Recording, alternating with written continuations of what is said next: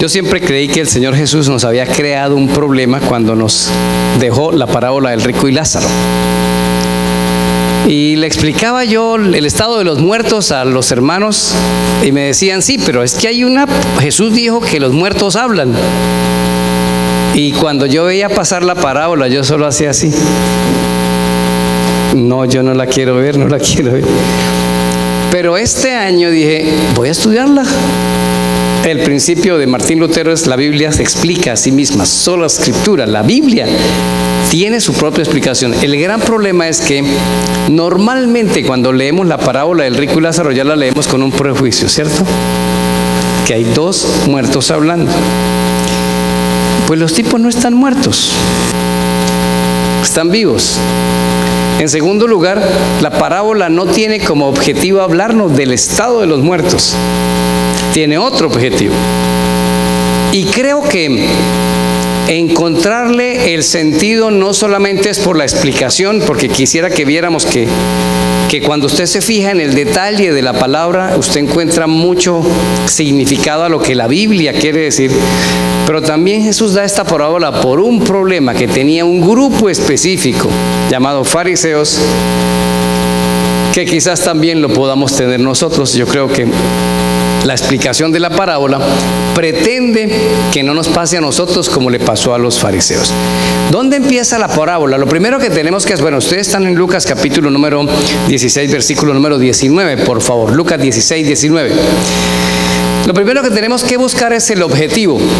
Y dentro del objetivo, la significancia o la representación de cada personaje. El contexto dice que Jesús está hablando a los fariseos. Recuerden que Jesús vino a salvar a todos y los más fastidiosos eran los fariseos, ¿cierto? Solo les dijo fariseos hipócritas la última semana antes de la Pascua. No le dijo fariseos hipócritas allá al principio, ni en el medio de su ministerio. Se lo dijo la última semana. ¿Por qué? Porque ellos también necesitaban ser salvos. Ahora, la parábola, aunque empiece en el versículo número 16, es importante que nosotros subamos hasta el versículo 13 para poder entender qué es lo que está sucediendo. Ningún siervo puede servir a dos señores, porque o aborrece al uno y amará al otro, estimará al uno y menospreciará al otro. Ustedes no pueden servir a Dios y a las riquezas. ¿Para quién eran las palabras? Lucas dice, y oían también estas cosas, ¿quiénes? ¿Quiénes me siguen? Versículo número 14. Los fariseos, ¿que eran qué cosa? ¿Qué es una persona avara? ¿Qué es? Oiga, no, yo en esta vida no vivo sino para hacer plata. Y todo es plata, plata, plata, plata, plata. Y la amistad es plata. Y la iglesia es plata. Dinero, dinero, dinero, dinero. Es decir, es voltear Mateo 6:33. Buscar primero la añadidura y normalmente no buscar el reino de Dios. Ahora, si ustedes notan la crisis que tiene el mundo, pero especialmente nosotros, es haber volteado Mateo 6:33. La añadidura nos está comiendo la vida. La añadidura nos está comiendo el tiempo. Eso les pasaba a los fariseos. Pero los fariseos, dice, se burlaban ¿de quién? Se burlaban de Jesús. Entonces, versículo 14 le dijo, ustedes son los que se justifican a sí mismos delante de los hombres, mas Dios conoce vuestros corazones, porque lo que los hombres tienen por sublime delante de Dios es ¿qué cosa? Miren, hermanos, aquí lo que es una necesidad espiritual en los fariseos. O sea, todos los demás caminaban tocando el piso, los fariseos levitaban. Y cuando Cristo viene a hacer un intento de salvación, la respuesta es, qué pena con usted, Jesús, pero nosotros salvación no necesitamos. Tenemos pasaporte sellado. Somos hijos de Abraham, el pasaporte está sellado. Jesús fue muy duro en esa semana. Es cuando les dice dos cosas. Primero, ustedes son hijos de vuestro padre, el diablo. Eso no lo dijo antes. O sea, no le echemos el camión a la gente, a menos que sea necesario ya al final. Pero Jesús no se puso a decirles antes eso. Y lo segundo que Jesús le dijo con respecto a esto fue, ustedes creen que van delante del reino de los cielos, pero adelante de ustedes van otro grupo. Dos grupos abominables. Delante de ustedes al reino de los cielos van las prostitutas y los publicanos. El gran problema es que aquí hay una arrogancia espiritual. Yo soy mejor que usted, que yo estudié más. Yo soy mejor que usted, yo gano más salario. Yo soy mejor que usted, yo hablo mejor que usted. Yo sé más que todos ustedes. Yo vivo en un país que no es el mío y a veces me tengo que aguantar que me miren. ¿Usted es colombiano?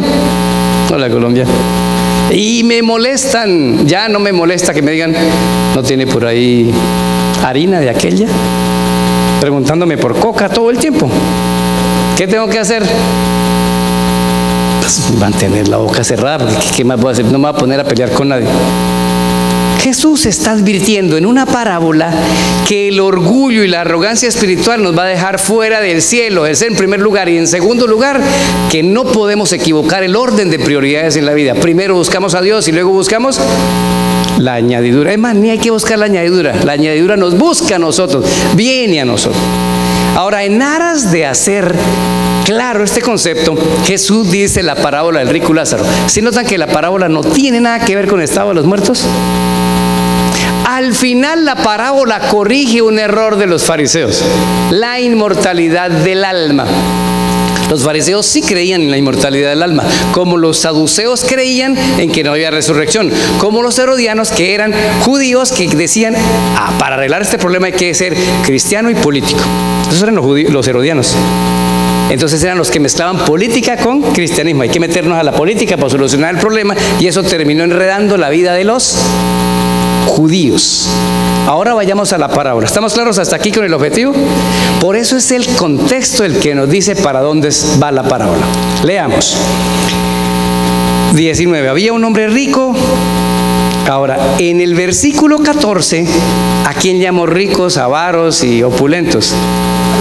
O sea, ¿quién era el hombre rico? Los fariseos. Es más, da la vestimenta de un fariseo cuando iba al templo, vestido de púrpura y lino fino. Ese era el colorcito, blanco con púrpura. Y hacía cada día banquete con esplendidez. ¿Quién es el rico? Los fariseos. Vamos con Lázaro. Había también un mendigo llamado Lázaro que estaba echado a la puerta de aquel lleno de llagas y ansiaba saciarse de las migajas que caían de la mesa del rico. Ojo a esta parte y díganme dónde lo escucharon. Y aún los perros venían y lamían las llagas. Lázaro esperaba que cayeran migajas de la mesa del rico y los perros lamían sus llagas. ¿Dónde usó Jesús esa terminología? Mateo 15:25. Anote ahí, vea. Es más, anótelo en la Biblia. Yo les dije que trajeran lápiz y papel, ¿verdad? El rico es el fariseo. ¿Qué lo comprueba? Lucas 16:14. 13 y 14. Lucas 16, 13 y 14. ¿Quién nos dice que es el fariseo? Lázaro. Mateo 15:25. Señor, aún los perrillos esperan las migajas que caigan de la mesa del Señor. Dígame una cosa, ¿quién representa a Lázaro? A los extranjeros, pero ¿cómo les decían? Gentiles, porque gentil en la Biblia no es como hay tan gentil. Eso suena bonito. Gentil era perro, inmundo. Eso significaba la palabra gentil. ¿Y quiénes son aquellos? Ay, no le ponga cuidado, son los perros. Por eso la parábola del fariseo y el publicano es interesante. Llega un fariseo a orar y llega ¿quién? Un perro inmundo a orar. Y el fariseo no descendió a su casa justificado. Y el perro inmundo, por haberse arrepentido delante del Señor, ¿cómo regresó a su casa? Justificado. Lázaro representa aquí ¿a quién? A todos los que no eran judíos y recibían por nombre gentiles. ¿Estamos claros hasta aquí? Bueno, ahora resulta que los dos se mueren. Y ahí es donde comienza la interpretación mal, porque siempre nos agarra el prejuicio. Aconteció que murió el mendigo y fue llevado por los ángeles al seno de Abraham, y murió también el rico y fue sepultado. Listo. ¿A dónde fue llevado Lázaro? ¿A dónde fue llevado Lázaro? Pilas con esto. ¿Por qué? Un detalle. dos parábolas. Estas parábolas no son originalmente de Jesús. La parábola del tipo hacendado que sale y busca personas a las 9 de la mañana, a las 12 del día, a las 3 de la tarde, era parábola de los fariseos. Y decía, a las 9, a las 12 y a las 3. Y a la hora de pagar, le pagó más a los de las 9, poquito a los de los 12 y más poquito a los de las 3. Y ellos decían, nosotros somos los de las 9. Esa era la parábola como se predicaba en la sinagoga. Jesús la cambió, ¿se acuerdan? Esta se predicaba al revés. Flavio Josefo dice, había un rico que hacía fiesta y Dios cuando murió se lo llevó al cielo. Y había un pobre llamado Lázaro y ¡pum!, se lo llevó a las llamas. Así contaban la parábola los fariseos en la iglesia. Y cuando Jesús le da ese giro, ya se iban a levantar, pero como nombró al padre Abraham, Abraham es la figura más grande dentro de la dentro de la historia judía, ¿verdad? Por eso no dice la parábola, Jesús no está diciendo lo llevó al seno de Dios, sino al seno de Abraham para que se tranquilizaran. La clave está en lo siguiente, pilas. Una parábola no es una historia real, ¿sí o no? Ilustra algo. Pero díganme, aquí en la parábola o alegoría, esto se le llama más alegoría que parábola, pero no vamos a discutir semántica. ¿A dónde fue llevado Lázaro? Al seno de Abraham, para arriba. ¿Quién lo llevó para arriba? ¿Quién? Ahora respóndeme la pregunta. ¿Cuándo seremos llevados al cielo por los ángeles? Bueno, denme textos que me comprueben eso. No, que diga que los ángeles nos llevan, los ángeles. Ahí en 1 Tesalonicenses nos sirve, pero dice, seremos arrebatados. Pero no. Entonces vamos a varios textos. Busquen a alguien, Mateo 13, 40 al 42. Ese de 1 Tesalonicenses 4, 13 nos sirve. Mateo 13, 40 al 42. Mateo 13, 40 al 42. Dice, enviará el Hijo del Hombre a sus ángeles y recogerán de su reino a todos los que sirven de tropiezo y a los que hacen iniquidad. ¿Quiénes recogen a los hijos del reino? Pero todavía no dice a dónde los lleva. Pero aquí dice que unos son llevados por los ángeles y en el 42 dice, y echará en el horno de fuego, recogerá de su reino a todos los que sirven de tropiezo, a los que hacen iniquidad, y los echarán en el horno de fuego. Allí será el lloro y el crujir de dientes. Aquí, ¿a quienes echan en un lago de fuego? No. Claro, a los impíos. Pues vamos a leer 41. Bueno, vamos a leer desde el 40. De manera como se arranca, vamos al 39 para que ustedes vean que es de la segunda venida de Jesús. El enemigo que la sembró es el diablo y la siega es el fin del siglo. ¿Qué es el fin del siglo? La segunda venida. Los segadores son los ángeles. De manera que como se arranca en la cizaña y se quema el fuego, así será el fin de este siglo. Un momento, ¿qué es el fin de este siglo en la Biblia? La segunda venida de Jesús. En la segunda venida de Jesús van a quemar con fuego a alguien. ¿Quién es? Versículo 41. Enviará el Hijo del Hombre a sus ángeles y recogerán de su reino a todos los que sirven de tropiezo y a los que hacen iniquidad, y los echarán en el horno de fuego. Allí será el lloro y el crujir de... En el día en que Cristo venga, va a agarrar los ángeles un poco de personas y los van a mandar ¿a dónde? Pero ya tenemos un problema. Porque ¿cuándo hay fuego? ¿En la segunda venida o en la tercera después de los 1000 años? Bueno, ahorita lo confirmamos, ¿oyeron? Aquí lo que está diciendo es, cuando Cristo venga, va a agarrar los ángeles a los que sirven de tropiezo y obraron iniquidad, los echará ¿a dónde? Al fuego. Eso es lo que dice. Ahora vamos a Mateo 24, 31. Escúcheme bien. Como yo me sé la parábola, si usted se perdió en algún detalle, levante la mano y diga, yo pagué la entrada. Repítame, no entendí. ¿Ok? Quiero que sea más un conversatorio, una clase. O sea, si algo no se entendió ahí, repita, Señor, repita. ¿Perfecto? Me piden repetición. Mateo 24, 31. Los ángeles también hacen otra obra. enviará a sus ángeles. ¿Cuándo? El versículo 30 dice que en la venida del Hijo del Hombre, 31, enviará a sus ángeles con gran voz de trompeta y juntarán a sus escogidos desde los cuatro vientos, de un extremo del cielo hasta el otro. ¿Sí ven que los ángeles en la segunda venida de Cristo hacen dos funciones? Recogen a los que no quisieron obedecer y los ponen en un grupo, y recogen a los redimidos, los que quisieron obedecer, y los ponen en otro grupo. ¿A dónde va cada grupo? En Mateo 14, a los que obran iniquidad los manda al fuego. ¿Y a dónde ahora sí van los que recogió? Mateo y 1 de Tesalonicenses 4:13, son arrebatados y llevados arriba al cielo. En otras palabras, en la historia de Lázaro, ¿cuándo se lo llevaron para el cielo? ¿Cuando se murió o cuando venga Cristo y lo resucite? ¿Están viendo? ¿Están viendo? Recuerden que es una historia que representa algo que va a ocurrir. Pero aquí es donde dijimos así, se fue al cielo cuando se murió. No, solo los redimidos serán llevados al cielo cuando resuciten. ¿Quedó claro este paso? ¿Sí? Ahora ya resolvimos una cosa. El propósito de la parábola es la arrogancia espiritual y buscar las riquezas más que a Dios. Segundo, el fariseo, ¿a quién representa? El rico, ¿a quién representa? ¿Y Lázaro, a quién representa? A los gentiles. ¿Cuándo es el momento en que se lo llevan para el cielo a Lázaro? En la segunda venida. ¿Y cuándo echan al rico al fuego?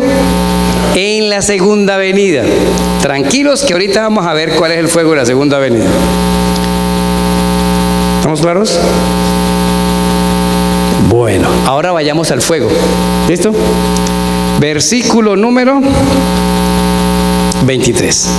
Y en el Hades, la palabra Hades puede ser traducida de dos formas: el sepulcro o el momento en que Dios haga arder fuego en la tierra para destruir a los impíos. Mire, esto de destruir a los impíos es una cosa rara, pero anote ahí. A ver, ¿dónde está Isaías? ¿Se acuerdan que hay un texto en Isaías que dice que es la obra extraña de Dios destruir? ¿Han leído ese texto? A ver si lo encuentro aquí.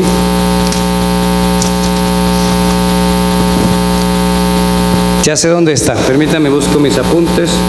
Por eso yo todo lo dejo en la Biblia.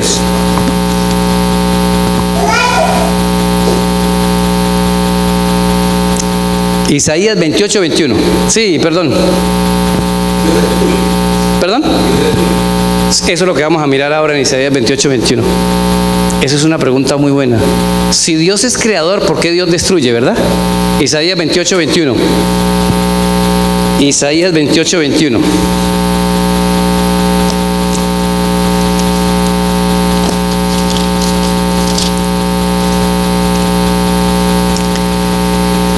Ojo.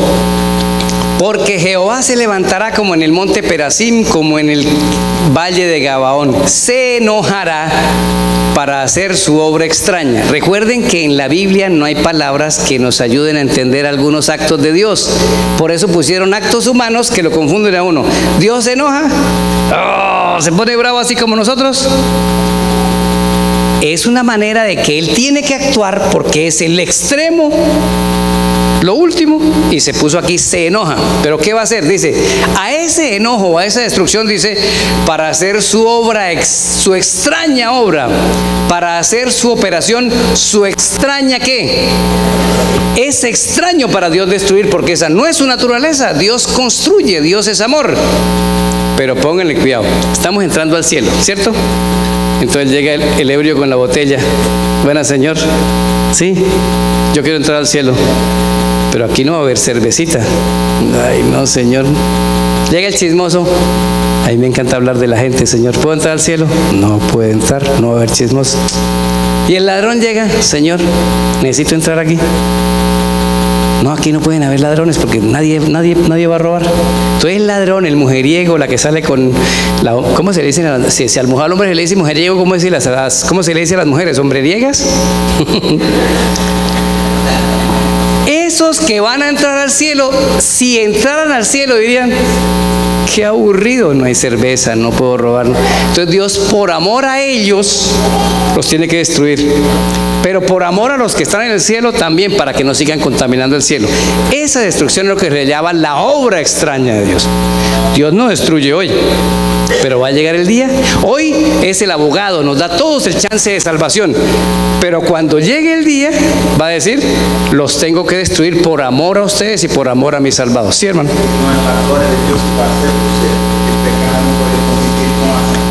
Esa es otra cosa buena. El pecado no convive con la santidad de Dios. Bueno,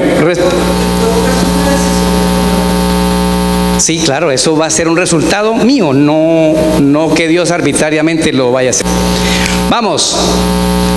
El Hades aquí no es un sepulcro, porque dice que él estaba en tormentos. ¿Y de qué se queja el rico? ¡Qué llama tan caliente! Ahora, dígame una cosa. ¿Cuánto puede durar uno en un incendio, en un horno de fuego, para alcanzar a hablar: Señor, mójeme el dedito ahí con la lengua y que eso está muy caliente? ¿Cuánto puede durar uno?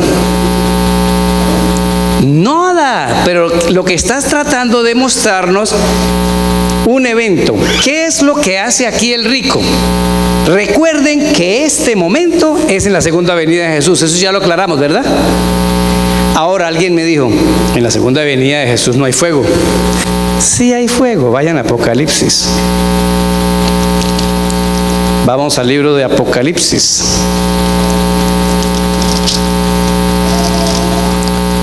Apocalipsis 19.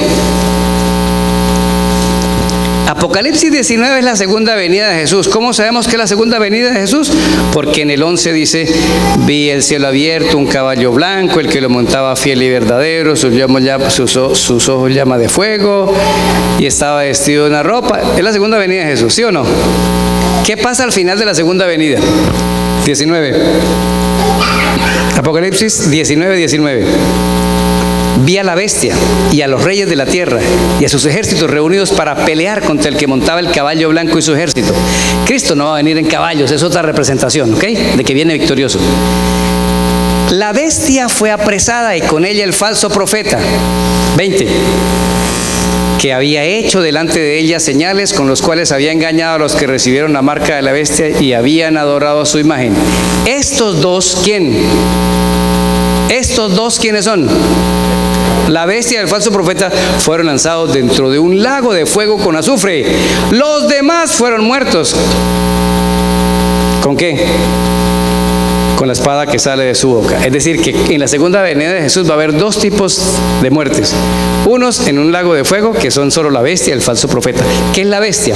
La bestia es un sistema, es un reino.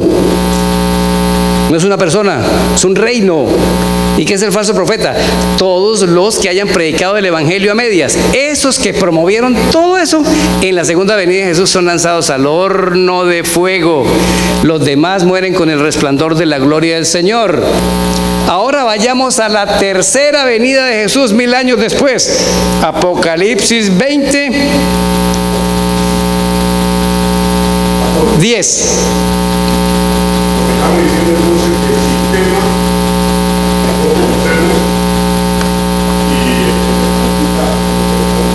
Sí. Correcto.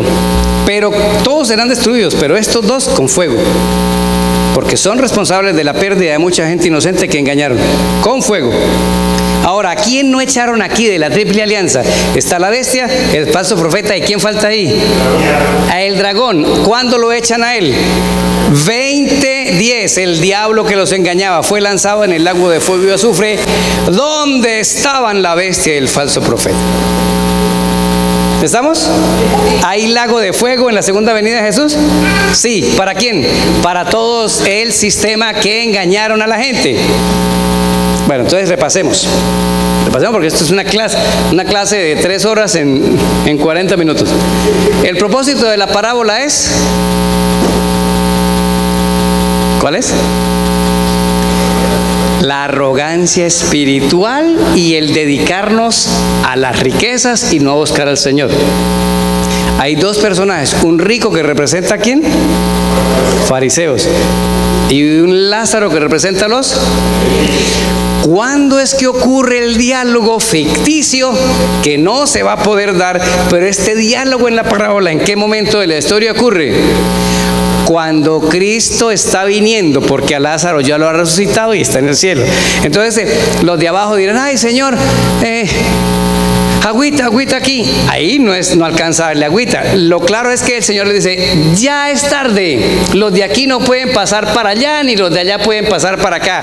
Ya en vida les di la oportunidad de salvarse. Y que las llamas de fuego en la segunda venida van a destruir a la bestia y al falso profeta. ¿Vamos hasta aquí? ¿Sí ve que la parábola solita se ordena? Ahora, ¿qué ocurre en el resto del diálogo? Versículo 27. Entonces le dijo, te ruego pues, Padre, que le envíes a la casa de mi padre. Tengo 5 hermanos para que les testifique a fin de que no vengan también ellos a este tormento. ¿Cuántos hermanos tiene el fariseo? Cópienlos. Escribas. Cópielo ahí mismo en el versículo 28 porque se le va a perder. Escribas. Saduceos. Herodianos. Con H. Esenios. Y celotes con Z. Celotes. Los 5, ¿saben que cuando Jesús vino había 6 sectas judías? Los fariseos eran 1. Fariseos, escribas, saduceos, herodianos, esenios y celotes. Y ojo a lo siguiente, los fariseos creían en la inmortalidad del alma, los saduceos en la no resurrección, los herodianos, ¿quiénes eran? Los hermanos de la iglesia que se meten a hacer política y política y política, que porque hay que hacerme elegir, voten por mí, que si yo fuera alcalde arreglaríamos las ciudades. Esos eran los herodianos. Otra cosa es que se elijan y a uno lo llamen como Daniel en Babilonia a ayudar. ¿Estamos? No confundir. ¿Quiénes son los celotes? Bueno, los escribas son los que escribían. Los esenios eran los del puritanismo. Ellos no se juntaban con nadie, vivían aparte. Pero los celotes eran los que decían, hermano, esto hay que arreglarlo a sangre y fuego. El que acepta al Señor, lo bautizamos, y el que no, hay que matarlo. Esos eran los que decían que el Mesías tenía que venir para matar a los romanos. Hoy hay un movimiento que se llama la vara del pastor. Predica eso. Al final, si no es por las buenas, es por las malas, así que hay que cuidarse con eso. Pero miren lo que dice aquí en el versículo 16. Abraham les dijo, a Moisés y a los profetas tienen. ¿Qué es Moisés y los profetas? Así se le decía al Antiguo Testamento en tiempo de Jesús, no le decía Antiguo Testamento. ¿Qué fue lo que dijo Jesús? La Biblia tienen, oigan lo que dice la Biblia. Entonces él le dijo, versículo 30, no, padre Abraham, si alguno va de entre los muertos se arrepentirán. ¿Sí ven que creían en la inmortalidad del alma? Señor, envía a alguien de entre los muertos. ¿Está claro? Miren cómo lo corrigió Jesús. Mas Abraham dijo, porque esto lo está contando Jesús, si no oyen a Moisés y a los profetas, tampoco se persuadirán, aunque alguien se levante de los muertos. Que es distinto. ¿Qué dijo el escriba? ¿Qué dijo el fariseo? Señor, allá de ultratumba saque a alguien y que vaya y le predique. Y el Señor le dijo, aunque resucitemos a alguien y vaya y le predique, tampoco se van a arrepentir. Cristo hizo todo lo posible por salvar al fariseo. El fariseo es el que se cree mejor que los demás. El fariseo es el que se cree que sus cambios espirituales lo hacen superior al otro.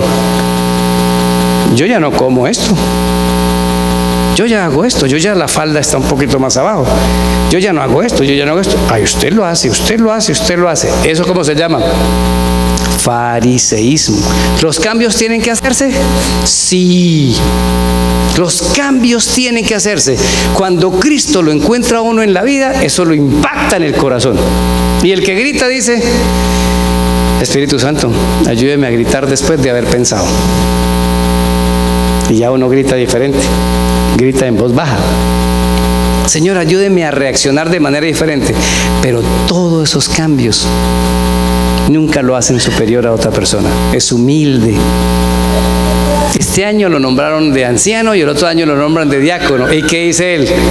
Gloria a Dios. Una vez estábamos hablando con Yoli, con un amigo de iglesia, y le dije: ¿y en los nombramientos de qué quedó? Y dijo una palabra toda maluca: quedé de rebajado diácono. Imagínense, yo era anciano y me rebajaron a diácono. Hermano, usted tiene que leerse la parábola del rico y Lázaro. Es un honor. Y cuando a uno no lo tienen en cuenta para un cargo en la iglesia, ¿qué hace uno? Oiga, ¿qué cantidad de tiempo voy a tener ahora para servir? Porque como anciano ahí me voy a enredar en tiempo. Pues si no me dieron la oportunidad de anciano, voy a tener la oportunidad de hacer 3 grupos pequeños en la semana, porque no tengo cargo de anciano. ¿Sí o no? Pero ¿qué hacemos nosotros en nuestro orgullo espiritual? No me tuvieron en cuenta, me hicieron mala cara.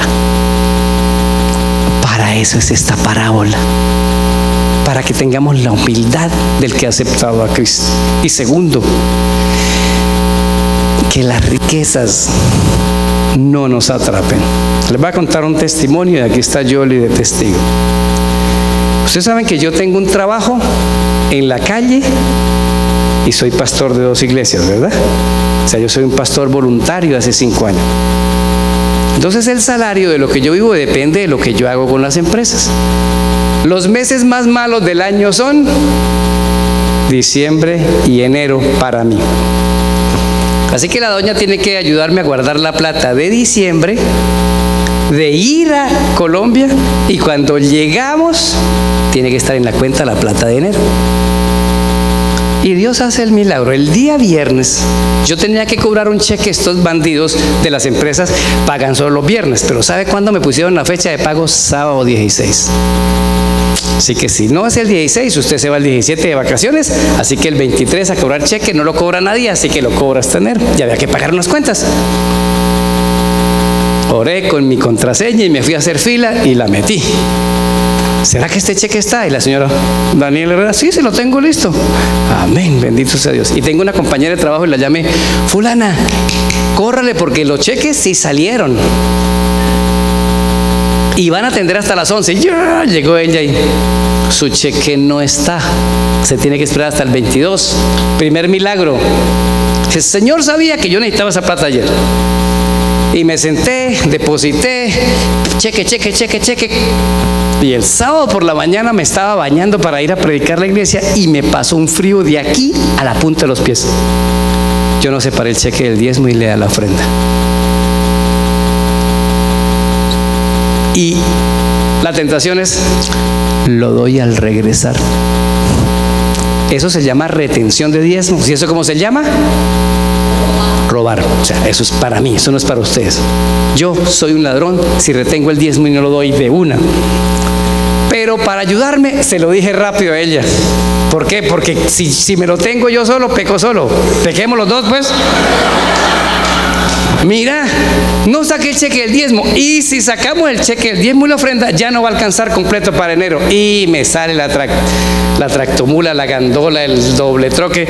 Eso hay que devolverlo al Señor, eso no se juega. Salí del baño, me puse mi bata, me vestí un poco y me arrodillé en la cama y le dije: Señor, ten la bondad de perdonarme. Te puse en último lugar. Te puse en último lugar. Perdóneme. No va a volver a pasar. Y arreglados, le dije de una vez tanto. Y era un buen diezmo y una buena ofrenda.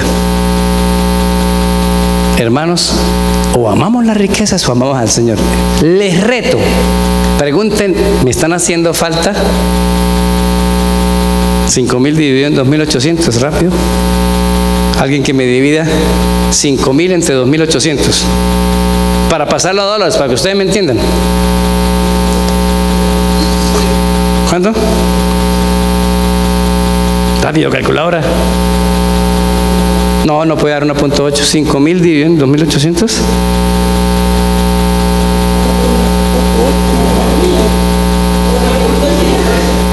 que quiero, perdón, Yoli. 5.000 dividido en 7.2.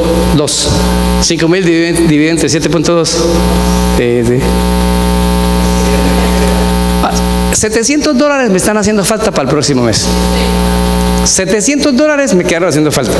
Los reto, pregúntenme en enero cómo el Señor me devolvió esos $700. Yo no sé qué va a hacer, pero es un problema de Él. Me faltan $700 para vivir enero, pero eso no es un problema mío. El Señor dijo aquí: no se justifiquen a sí mismos, pongan a Dios en primer lugar. Yo no me puedo quedar con ese dinero, es de Él, le pertenece. Y si las oportunidades de salvación no son ahora, no es cuando uno se muera. Cuando uno se muere, la parábola lo deja claro, no hay más oportunidades de salvación. Los reto, me preguntan. Mi correo está en la página info@danielherrerajerez.com. Díganos cómo el Señor le devolvió esos 700. Les aseguro que no me va a devolver 700. Va a dar más. Les invito a través de esta parábola a que cuidemos nuestra humildad espiritual. Seamos sencillos espiritualmente. Somos hermanos. Alguien que a usted le tiene bronca, de pronto el Señor le dice: mucha bronca, prepárese porque los va a poner de vecinos en el reino de los cielos. O aprenden a amarse aquí, o no van al reino de los cielos. Somos un pueblo, somos una sola sangre, la de Jesús. Levántense temprano a estudiar la Biblia. Oren, hermanos. La iglesia en el mundo entero está a punto de entrar a una crisis grande. Yo le decía hoy a alguien, Mateo 24 dice que las crisis son las siguientes. Primero, la crisis de familia. La familia te va a odiar y te va a entregar a las autoridades. La segunda, los echarán de la iglesia.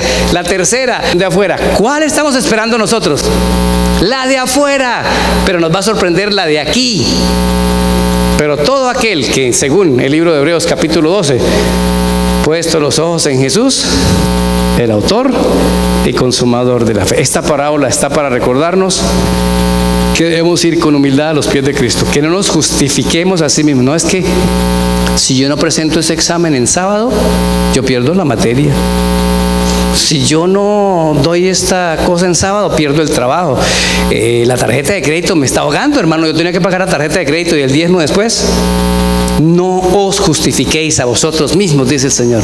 Pónganlo en el primer lugar. Último testimonio. Nuestros hijos han sido muy cuidadosos en la observancia del sábado y una lucha con las carreras en universidades no adventistas para no ir el sábado ni el viernes en la noche.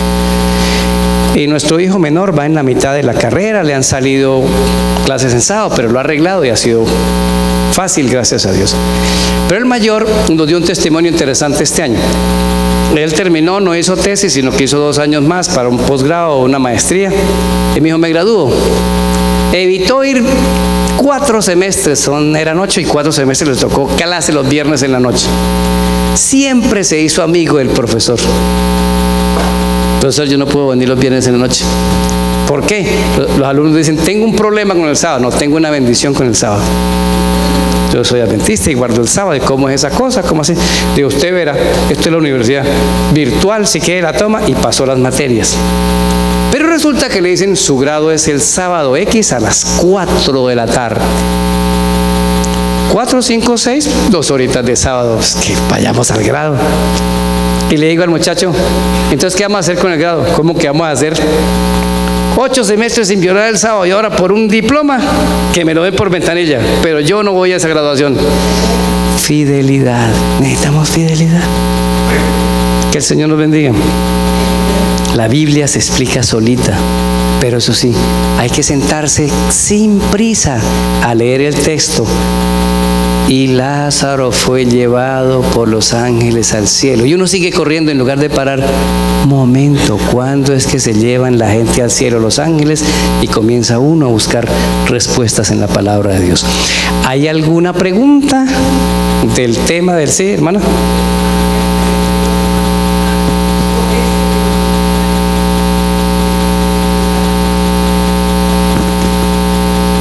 Bueno, el diezmo es una cantidad que Dios especificó, 10%. La ofrenda es la oportunidad que Dios le da a uno de ponerla de acuerdo al tamaño de la fe y el tamaño del agradecimiento. Ese porcentaje lo pone uno, el de la ofrenda. 1, 2, 3, 4, 5, 10. Pero le voy a decir, una vez le dije a mi mamá, ¿cuánto debo ofrendar? Y me dijo, ¿y qué quiere usted? ¿Un carro? Hizo así. De una ofrenda chiquita y por ahí van a entrar las bendiciones. Me dijo ella, de una ofrenda de fe y por ahí van a entrar las bendiciones. La ofrenda es la oportunidad que Dios le da a usted de demostrar su fe con Él. Me acuerdo, una vez subimos la ofrenda 15%, diezmo 10% de ofrenda 15% y no cuadraba el presupuesto. Ese año compramos casa hace 7 años y cambiamos el carro. Ahora uno no diezma y ofrenda por eso, porque eso es un soborno a Dios. Las esposas de mis hijos ya están en la ofrenda que nosotros devolvemos. Pero es un agradecimiento, Señor, te devuelvo esto porque te agradezco que les vas a dar buenas esposas a mis hijos.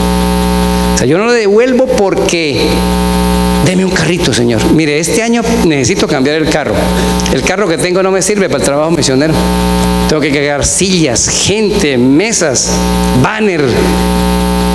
Y no me cabe ahí para hacer obra misionera. Señor, me tiene que dar un carro doble cabina con Platón.